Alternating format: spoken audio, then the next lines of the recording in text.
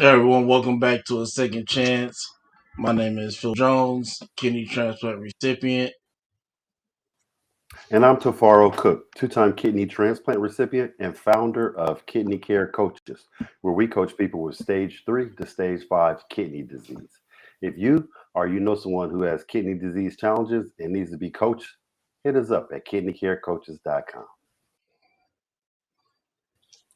Awesome, Hi, I awesome. am Well, Adele. today, I'm a two-time acute myeloid survivor. I'm a stem cell transplant recipient. I've had 7 brain surgeries prior to my diagnosis. I'm a mom. I'm a patient advocate. I have a TED Talk. I'm a freelance writer, a website, and I'm a fierce patient advocate. awesome, Wow, awesome. can we that's a lot. Let's start from the beginning. Let's start like okay, let's how did we get here with Amanda? Take us from the beginning with that. That's big right there. And that's kind of where I want to start off at. Really, was the starting point to her story. Which I know at birth you were diagnosed with double pneumonia. Did you have any effects from the diagnosis as a young kid up into your first major episode of health issues? I did have scarlet fever at like 3 or 4 from the double pneumonia. I was only in the NICU for a few days, luckily, thank God. But there was after effects that my family really noticed. Um, when I was 8, I was having headaches. I wasn't really listening to my parents. Loud noises bothered me. I would cry all the time, vacuuming, going off, people clapping their hands. And my parents took me to doctor, and she's fine. She's hallucinating. She's young. She just needs attention. Went to Children's Hospital Philadelphia. They got some CAT scans done. Doctors, she's having brain surgery tomorrow. The cyst on her cerebellum. Hold on. Let me get this correct. From the day of, then the next day you got to have brain surgery. Went to the hospital, That's and the cyst was so big. They literally were like, tomorrow. that's from 0 to 100 real quick. So let me ask you this though: how was everybody in the family, the parents, and everything taking this in? I know you were 8 years old. Do you remember it? Are you? So my aunt had cancer uh, uh, a year before I was diagnosed with a cyst on my cerebellum. So we kind of had gone through the aunt having cancer, and I was around, and I had my sister. My grandfather had passed away during that time, so there was a lot, going on in the family. But it kind of was like, this is a hump in the road. We got to get over it. We have to do it, and let's do it. So we kind of just did what we had to. Wow, man. So, ooh, that's big, man. So after the surgery, how'd everything go after that surgery? Can you go deep in that? So I actually remember having a stomach ache. The surgeon came in. She was like, stomach hurts. I had pancreatitis. Ooh. I guess from the medication. I was in the hospital like for 2 weeks, a little longer than normal, but like I was having some stomach issues. But my head was fine. I remember going back to school, staples in my head. I still have my scar. Lasted for 10 years. Like I was good for 10 years.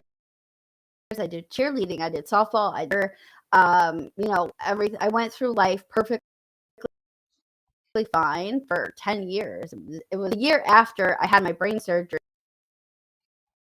My sister was diagnosed with, back then it was called PNET, primitive neural ectodermal tumor. Yeah, but so I went from having brain surgery, and my parents get to my sister having brain cancer almost a year later, like in September. I had my surgery in October, and the following September. Man, that is wow. So, how many siblings do you have? Just one sister. So you and your sister going through this with the mom. Man, that's a lot to put on everybody at one time. Um, wow. So after the 10 years, and let me ask you this. They allowed you to do cheerleading, soccer, because soccer you could take some concussions and head stuff and everything, and you were fine doing all those things. Totally fine. I It's pretty was good. remarkable. Yeah, 10 years. I was a stent in a little wire that like drained the cerebral spinal fluid, and I Hmm. was good. I mean, I didn't know anything was until I had a cyst on my brain. Everything was fine. How often would you have to go get it drained when you're in your high school years and stuff like that? I didn't, and doing my senior year of high school, that's when the headache started coming back, and Okay. Okay. Wow, yeah. man. So let's take us to with the deep dive from your senior year progressing on when you had to go through some other stuff. Go ahead. Yeah, so in my senior year of high school, it was bad. I was like, the principal was like, "What's going on?" But I had doctor's notes because I had headaches. I had really bad migraines. I couldn't keep my head up because the pressure was so bad. But the doc, fine, like, there's nothing else there. Mm, We see your cyst; it's not growing. Like so we ended up going back to Children's Hospital Philadelphia. Even though I was 18, I had so they took me, right. and I had, it was up to me, and they're like, you can have exploratory brain surgery to see what the heck is wrong, or you can stop faking it and not have brain surgery. And I'm not Mm, like, I'm having brain surgery. I know something is wrong. I know my body. I don't care what the doctors say. Something. So I think like a month later, we ended up. It was June when I graduated, and August I had brain surgery. how'd And that one go? they went in, and my cyst ruptured from the pressure, and they realized Wow. I had extreme hydrocephalus.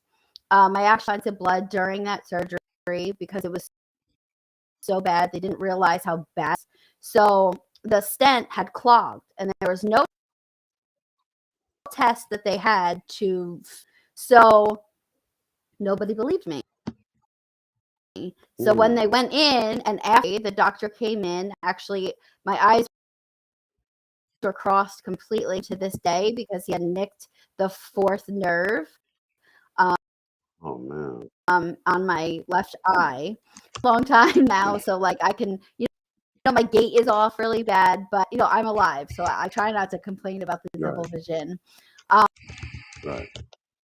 But he was like, "You were right," and I know, that's why I wanted it. And he was like, "I'm sorry, I didn't believe you." And my parents were like, "You know best," and I had surgery. That surgery in 2007. And I had another brain surgery because the fourth ventricle of my brain had closed itself because your body heals itself. I had to go back in and reopen it up so the hydrocephalus can drain. And so the cyst is, they can't, it's like inoperable. It's right on my cerebellum, and chance I could like lose all motor function and not be Yeah. able to walk or Yeah. anything. Yeah. So they just Right. drained it. And, that was good for them. Continuously having headaches, really bad pressure headaches. So after I went to CHOP in 2007, we went to Mount Sinai in 2008, and the head neurosurgeon up there, where it completely changed from my head down into my stomach, and it hydrocephalus, so it wouldn't back up. Unfortunately, in November I had the surgery. it was so bad because it was draining so much. And for years, my body got pressure on my head. So without that pressure, I couldn't function. I was having up. I had to lay down. I couldn't see, like, I couldn't stand noise. So I went back in December of 2008 for surgery for them to put like a valve in so I could keep a little bit of pressure. Let me ask you something in between all this. This is really mind blowing, man. You having all these things. How was you emotionally, and how did your body feel? Because we know the brain can, controls a lot of things and everything. So let's talk about your emotions, and because you were a young girl at the time and everything. So go ahead. Yeah. So my college, like I started out at a community college and I was like, I'm not going to go away just next year. And I started and I was having headaches and I had to have surgery. So my friends are out doing their thing and I was having brain surgery. So I was depressed and I was like, what is my life? I had surgery Right. in 07 and then in 08 and then again. And like my friends are like, oh, I'm doing this or we're going here and we're going to life. And I'm like, I can't have that. Right. So it worked for me during that time. But I had my I can only imagine. family who, yeah, it's hard. But my family is great and they really were there for me and, emotionally a lot. I did go to therapy because I needed it. And, I was upset, depressed, but I talk about it because a lot of people don't talk about it, and a lot of people Right. think it's like a Right. stigma. But it is what it is. I had it. So then, Right. I respect that. after, Go ahead. I'm sorry. Go ahead. no, I was gonna say, so after 2008, I was good for a while. The shunt was working really well. And then about 3 years later, I started having stomach pain, and it didn't really come back as a headache. It came back as my stomach was hurting really bad. I have these horrific, almost like cramps, almost spasm, and nobody could get to the bottom of what was happening. And a VP shut down into like your digestive tract, like by your Mm-hmm. stomach. Mm-hmm. So it like gets everything. So they were like, well, maybe something is wrong with the shunt. So I went to Johns Hopkins. I saw like the top number one neurosurgeon in the world. I needed answers because everyone was like, you're fine. There's nothing wrong with you. But I'm like, I've been told I was fine before and I know my body. Something's wrong. Right. So we went and their test done with this like green glow dye thing. And when I sat up everything down, my shunt would not drain and there was a blockage. And so we scheduled the surgery a few weeks after that. And he fixed everything. And he did a VA shunt. It's a ventricular arterial. So it goes in through my jugular right here. You can kind of feel it. And then Mm-hmm. into my heart, it's the hydrocephalus and the CSF fluid. When I woke up from that surgery, the team of doctors came in like dressed in gear, and I'm like, what's going on? It was infectious disease. And they said you had staph infection and nobody knew. And if it would have went to your brain, you could have died. But thank God I didn't. Stay in the hospital for 2 weeks. I actually went to a nursing home. I transferred hospital New Jersey, and that was Maryland. And I stayed in the house getting intravenous antibiotics every 4 hours because of they wanted I didn't have any other disease in my body or that it went to my brain or anything because I had just a brain. It was a scary time. Yeah, I can only imagine, man. And shout out to John Hopkins. That's where I got one of my transplants from. I give it love. So they can go make you go through some stuff, but they do know what they're doing. In the long run, I could give them love though. So let me say that.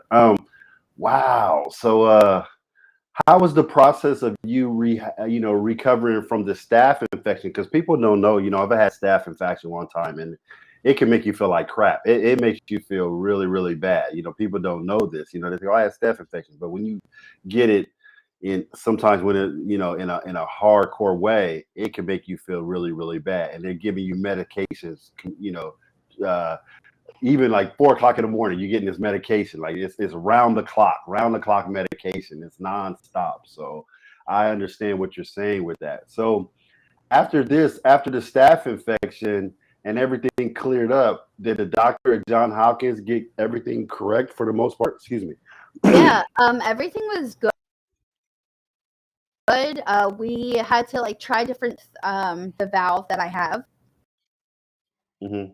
But we figured out a setting because how much pressure you need on your brain because Right. I was so used to the hydrocephalus. So something new in, so we tested it out, but I was in like constant contact with them. They were great. I went to my thing was amazing until I got pregnant in 2013 and that surgery. I was 16 weeks pregnant. 16 weeks pregnant, and then you had another surgery? Yes. So when you're pregnant, so you can pump blood, throughout your body. But right. The problem was I had a VA shunt in the right atrium of my heart, and I felt like I was having a heart attack. And so I went to the doctor. I told the oncologist. I went to a cardiologist. They had no idea. Back to John Hopkins, and I was like, I think something's wrong. And then they did the test, and they were like, oh, like we need to shorten this. So 16 weeks pregnant. It was literally like 4 days after my mom got married for the second time to my stepdad. I had brain surgery. I went in and they cut my hair. They took the valve, cut it, put it back in, and good. But I wasn't on pain medication because I was pregnant. So that recovery was horrible. But I don't. Right. And so after that, you had a great birth and everything. I mean, everything went well with the birth. That's amazing. Yeah, he was born healthy December 24th, and he was 8 pounds 15 ounces. Oh, he was a big kid too. Yeah. He was big.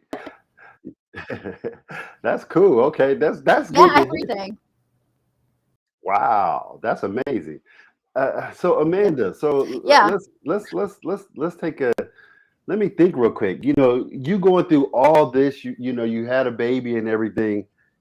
How are you processing all this right now at this time? You're a new mom. All these things are going on. Yeah, I was. I mean, I was happy. I was grateful. Good. Everything was great. Life was amazing. I was a mom. I had a kid. I'm like, all right. Having brain surgery is like I could have died times. I was just happy. I've always wanted to be a mom. So life was. I was like, I'm gonna be a good mom. We're gonna go to the park. We're gonna do all these things. I have so many missions. And then my son was 3, and God will get. You gotta have cancer. Wow. So let's Phil, are you with us? Yep. I don't know where Phil was, but I don't know if you know, Amanda. Phil's had I never had brain surgery. I've had enough surgeries, don't get me wrong, but I never had brain surgery. Phil has had brain surgery as well, so he could definitely identify with this. Phil, you know me, I can keep on running my mouth. So go ahead, Phil. All right, we'll go to a commercial and we'll come back. Okay, so we're gonna go to a commercial and then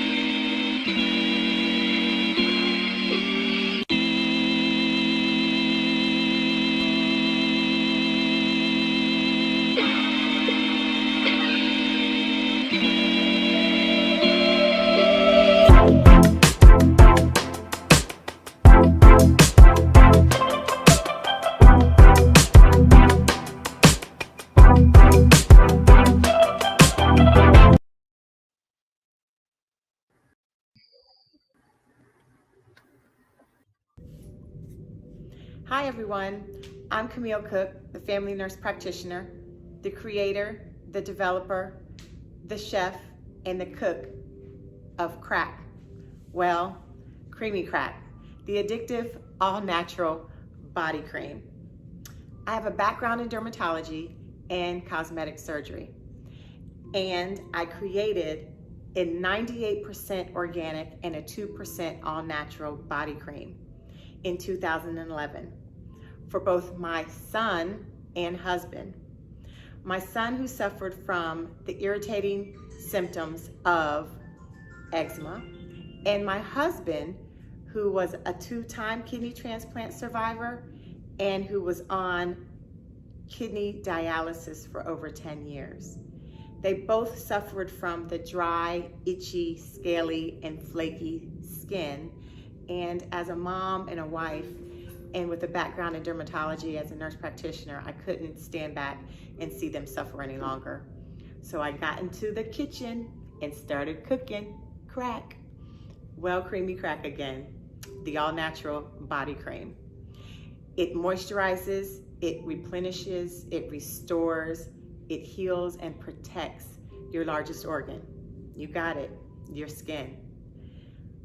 I have been able to make such a difference in the lives of those people who suffer from the irritating symptoms of being on kidney dialysis or who are awaiting a kidney transplant, and also for those who suffer from eczema. Those people or individuals have suffered way too long and tried too many things to help their skin come back to life. I am so honored and grateful for you to try this all-natural body cream. Again, that's going to help you look and feel better with your skin. Creamy Crack can be found on all social media platforms at Creamy Crack Body Cream, or can be purchased at creamycrackbodycream.com. I look forward to serving you, sharing with you, and making an impact in your life. I hope you'll go out and try Creamy Crack, the addictive, all-natural body cream. Thank you.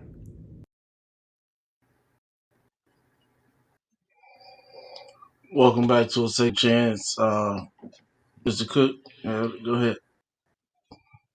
Okay, I thought you had some questions. You good? Yeah. Okay. So go ahead. Let's talk about the cancer you told us you just had. Wow, man.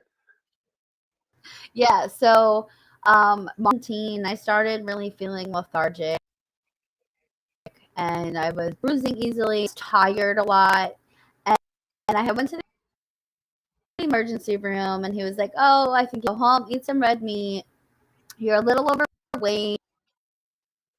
You know, you have a 3-year-old, probably just tired. Go rest." And I was like, "All right, like maybe it's in my head. Home and try to get some rest."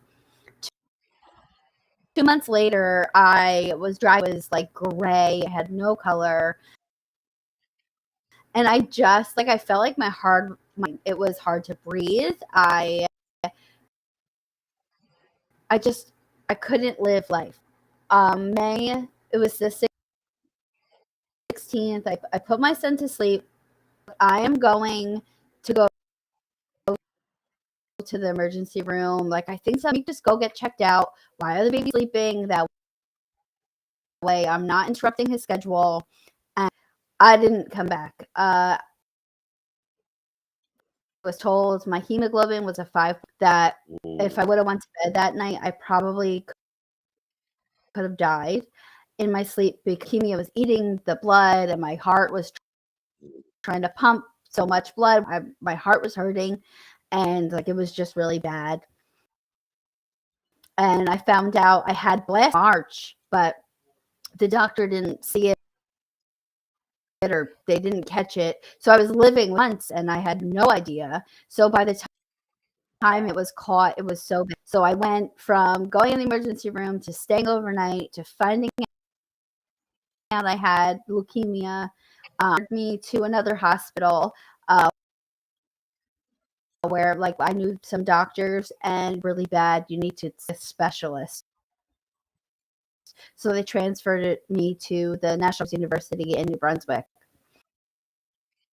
Mm-hmm. And that's it. And I had cancer. I relapsed. I had cancer again. And then I had a stem cell transplant. Girl, you going, man. So the stem cell transplant. I worked with a kid right after I had my first transplant in 2008, and he had a stem cell transplant. And that was the first time I was introduced to stem cell. It's pretty different than a kidney organ transplant. This is different. So can you tell the audience a little bit what a stem cell transplant is? So a stem cell transplant is literally your entire immune system. They give you chemo it's like not even conditioning chemo. It's the harshest chemo you could get because they want to kill. They kill all the cancer. They kill your whole immune. And then right when you're at the point where you're just about like not able to take it anymore, they give you some stem cells.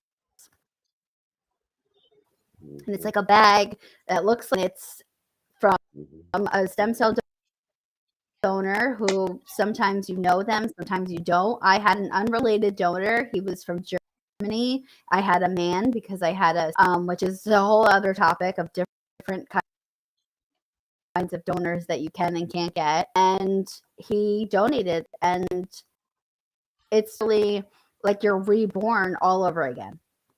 So I have his DNA now, and like to different medications or any like seasonal allergies he lives in a different part of the country. So even like now I'm learning I never had before. I have now because his immune system was part of the country where they don't have the same trees or they don't have the same pollen, same dust that we have here. So things like that are different. Cell transplant. I learned I was allergic to sunflower oil. I ate it and had to the emergency room because I was swelling up.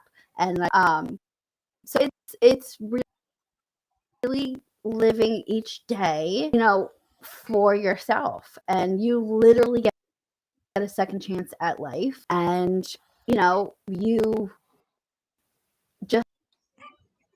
you really have to have faith in and have a lot of hope and believe that it's going to help you because it's hard.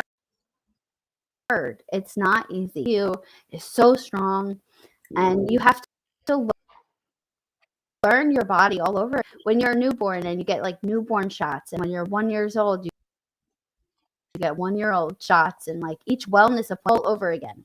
So right now I'm 4 years old. When I go to I'm like, even though I'm 34, my chart says I'm 4 because I have it, and I don't have any of those vaccines that I ever had before. I don't have any of those I once did, and everything's brand new all over again. Wow, that's a lot to learn, man. And the unknown, like you said, you some sunflower seed oil, and all of a sudden it ends you in the emergency room. You don't even know these things, at all. So you're just flying without without radar, really. So how was that recovery with that? Besides, the unknown, how was the recovery with the stem cell? Stem cell transplant was hard. I had my induction chemo like May 7th. I did 4 consolidation therapies, and then I was cancer free for 6 months, and then I relapsed again, and then they found out I had so the doctor, after I relapsed and I had my second, like, you need a stem cell transplant, you have to do this. They gave me a 10 to 20% chance to live. They're like, you have a stem cell transplant to save your life. So I went home after the second induction, and 3 weeks later, on Thanksgiving 2018, I went to the hospital. On November 28th, I received my stem cells. So it was like back to back. And it was really hard because I had a 3-year-old who turned 4 time, and like I went from being a full-time cancer patient. My life completely changed. I was in the hospital for a month at a time. I went, and it was a lot. It was hard, and the stem cell transplant was the absolute hardest. I was depressed, up at all whatsoever. When I went through my induction chemo, so he could come once a week, like every Friday, his dad would bring him up to the hospital to see me. Transplant, you can't have any germs. Like when people came in, they had to wear, like, make sure they weren't bringing outside germs in. Like the nurses had to go through like the suction doors to spray them. It was real, and that was pre-COVID. Like I couldn't see a lot of people. My sister couldn't come up, like just my mom, and like it was hard because I just was like lonely. And even though the nurse was wonderful, and I could walk around and see some of the other patients, it just wasn't habitat. It wasn't my people, like it wasn't me. Right. Man, that's wild. Phil, you have any questions? No, I'm just enjoying the conversation, honestly. Okay. Wow. So after the second stem cell, how do you go back to, you're recovering and everything? You have a son. How does life how do you go on continuing on with life? That's the question. So it was really difficult. So after I came induction chemo, it was October 22nd, and if you're a wrestling fan, Monday Night Raw was on, and announced he had leukemia, and he had to relinquish his title.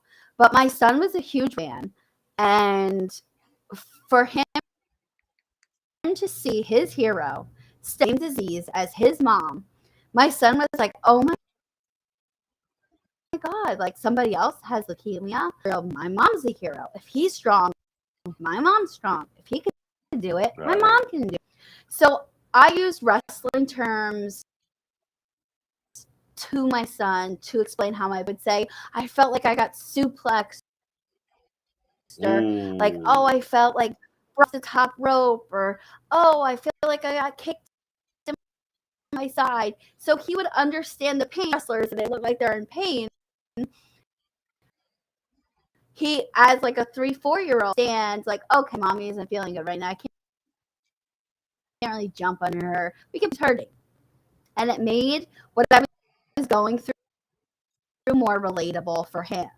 And he could identify. Yeah. So then when I went back to the hospital to have the stem cells, I understood a little bit more. The Zoom calls and the FaceTime were a little bit still really hard because, he wanted me to be home. He didn't understand. Why do you have to be in the home? You can't come home. When are you coming home? He was going to dating friends. He was going to birthday parties, and I couldn't be a part of any of it. I was in the hospital. I had cancer. There was nothing I could do except for die. Like, there was nothing I could do. I had cancer, and I had to be in the hospital to save my life. Him, as a 4-year-old, didn't get that. Right. So With all this going on, who was your support system? Well, really, my family was an amazing support for me. My mom came up to the hospital like almost every day. My dad, my sister, just everybody really was there. But for me, the leukemia and lymphoma, because I had leukemia, was there. Like, they were a huge support. They housed their copay assistance, their peer-to-peer support, just really avenue. Like, I felt like I needed help I wanted to talk to somebody, or or like I needed something, they were there for me. So I was lucky enough to have an amazing that I could fall back on. I That's awesome. needed that help. That's good. Yeah. That's good to hear. That's good to hear. So, like, did you have any more surgeries after this? So the only other surgery I've had was during my reduction chemo. About 4 days in, my appendix was ruptured, so I had to have an emergency appendectomy. And that hospital has never done emergency surgery on a active chemo patient before. So it was new for the doctor and we didn't know what the outcome was. Wow. Because I had cancer. Like I could have bled out. I was on all this medication. They gave me during and after surgery. And the doctor came up afterwards, have an angel, because you didn't bleed out at all. Everything went perfectly fine. Yucky. And I was like, yes, because I have faith. Go ahead, Phil. I really just want to know. Just really the only question I have left was how was your mindset when you relapsed in 2018? I did the whole why me thing. It was September 11th when the doctor called. My son just started school. The doctor gave me a week. I went in to start chemo. He was like, it's really bad, but have a week. Oh, what was going to happen? I didn't know if I was going to live or if I was going to die. I used that week to go to the zoo, make videos for my son, just in case I wasn't there. And I was sad. I was very depressed, but I really dug deep in my faith, and I love motivational quotes. I post them all the time because they really helped me. I started breathing exercises. I always wrote, I wrote when my sister had cancer and my aunt had passed away. It really helped me. So I started a blog when I was first diagnosed, and on Facebook Live, just letting people see what I was going through, and I was being raw and I was being real. Right. And I authentic. And I posted, and I wanted people to really see what it was like going through cancer, like the bad and the ugly, the raw, the real, everything. I mean, diarrhea, emergency surgery, throwing up, medications, not being able to pay it, the stress of tolls, gas, expenses. I mean, you name it. I talked about everything. I needed to get it off of my chest. It was like therapy to me. Just talking helped me release it. And I didn't hold it in anymore. To let it go. And I really think writing kind of saves me. Man, that's So what kind of support did you see gravitated towards you from doing those things?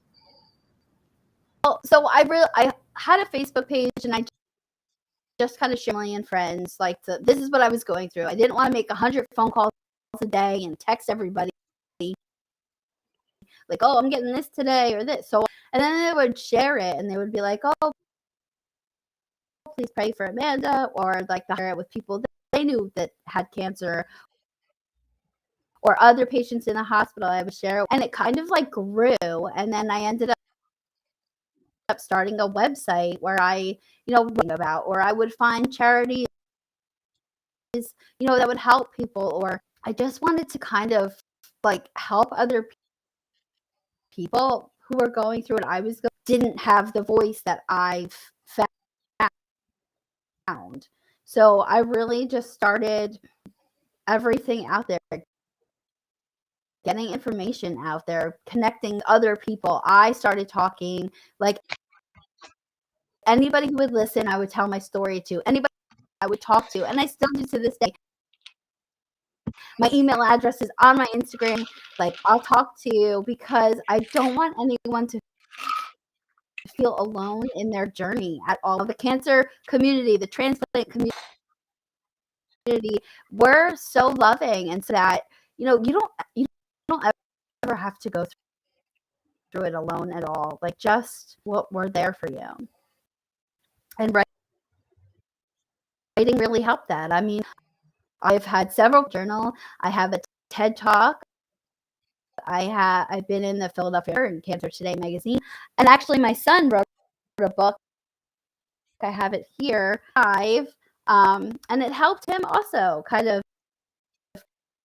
get what he was going through off of his chest, sick, and how he felt about it. So it's helped so much, meeting other cancer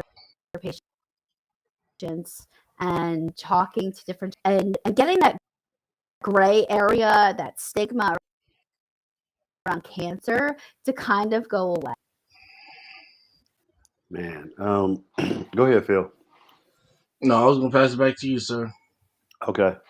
I love that you're an advocate for all these things. You saw this happening, and sometimes when we go through things, we like, hold on, man, we can help other people with going through what we're going through, and that's what Phil does, and I do as well. But that's awesome that you've seen that, and then your son writes a book. You're starting the advocacy at a young age with him, where he's going to be able to help people as he goes through his life. He's going to be a healthy, strong young man. But he saw what his mom went through, so he has a passionate heart, externally, emotionally, and he's a humanitarian that definitely wants to help people, and that's good that we carry that on. He sees that. That's wonderful. So, with the TED Talk and things like that, and all the things you've done, that's helped you inspire a lot of people and everything, and it also helps you when you feel like you do a talk or you might have to go speak somewhere. It feels like you're giving back, and I feel personally when you give back, is nothing more greater than that feeling. So let's Yeah. talk about how'd you get get the TED Talks and things like that. I just started writing, honestly. Yeah. I wrote for London, and I would write what I was feeling, and I would email people, and I'd be like, "Hey, my name's Amanda. I wrote this, and I was just wondering if you would publish it." That's how I started. I have Okay. a Facebook page. This is how I felt, and it was okay enough to publish. And I started getting my name out, and like I kept adding to my website, and I just kind of made a name for myself. I made sure I branded everything the same way, so a name, and I put myself out, and I was relatable to cancer patients because I would talk about things that were kind of sticky. Cancer isn't black and white. It's not like the movies. You don't get cancer, go through treatment, you die. Like, that's it. That's not it. There's a huge gray area. So many things that go into, stem cell transplants or blood transfusions or and bills and gas and tolls and the cars driving so many miles and the maintenance you have to do and the food you have to eat, the good food that the nutritionist tells you to eat is 3 times more expensive than the stuff you can afford. Going to therapy and getting medication and switching of medication or your everything. I just felt like it was such a great. You said it in a mouthful right there. It's everything, like you just said. From paying tolls to the emotions. Okay, I got to get ready for this appointment. Okay, this appointment this time. Rushing back and forth. Okay, I get my son to school. It's a whole lot that people don't take in consideration, and that's when you're talking about that gray area. That it could be appointment that was scheduled, or the doctor had something to do. Okay, then you got to go back. It is so much when you see when you're going through these things that the gray, it's like the black is so small, the white is so small, and this gray area is so large, and the Yes. gray area is such the unpredictable of what can happen, and you always have to be prepared for the unpredictable. You're like waiting for whatever's unpredictable to happen because it's going to happen, and that's the crazy part of it Yep. right there. So, um, where are you at right now with your health and everything? Is everything in readmission? Technically, no evidence of disease. I'm Great. 4 years. Usually for leukemia, they say that 5-year mark is really critical. Actually had a Wow. emergency extraction in my tooth yesterday because chemo teeth. So I have spinal stenosis. I have herniated discs. I'm in pain. I have chronic graft-versus-host disease. I have one good day, and I can be out playing with my son or going to his football game, and then 3 days I'm in bed with a heating pad and I can't move Right. because I'm still recovering. And that I has had such a toll on my body. I complain because, like I say, like I'm alive, but each day I'm gonna face. I don't know if it's gonna be a good Right. day. I don't know if I'm gonna be in pain. And part of being a cancer survivor.